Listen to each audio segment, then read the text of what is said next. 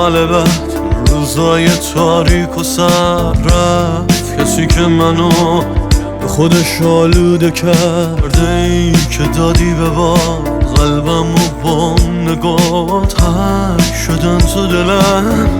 تک تک اون خاطرات دست بکش از سرم، ای دل نابود من غرق کن این عاشق و شهرم حالود من. فکر نکن فاصله عشق تو کم میکنه، باز ببین بعد تو داره خفم میکنه. دنیا رو گشتم باز آروم آروم، تنهای تنها باز زیر بارون. از وقتی چشمام از چشمت افتاد بارون گرفت و بندم نمیاد. تهران گشتم تهران دودی، دنیا رو گشتم اما نبودی. ای اولینش توی آخرین یا دیوونه من، خدا نگهدار.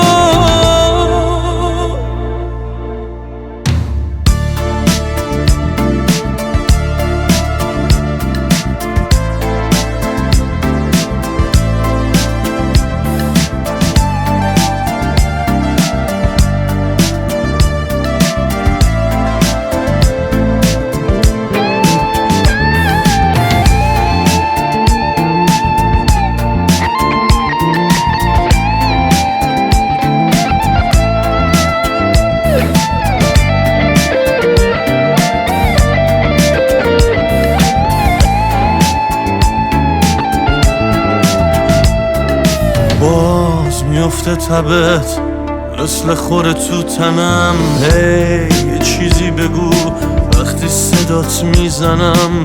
بعد مریضت شدم اگه میتونی بیا، خوب نمیشم ببین بی تو به این زودی ها. درد میگیره سرم تا خود صبح هر شبا، مش به مش میخورم قرصای لامصبا.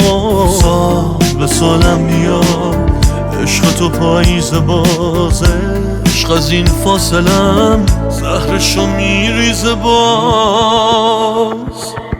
دنیا رو گشتم باز آروم آروم، تنهای تنها باز زیر بارون. از وقتی چشمام از چشمت افتاد بارون گرفت و بندم نمیاد. تهران گشتم تهران دودی، دنیا رو گشتم اما نبودی. ای اولینش توی آخرین یا دیوونه من، خدا نگهدار.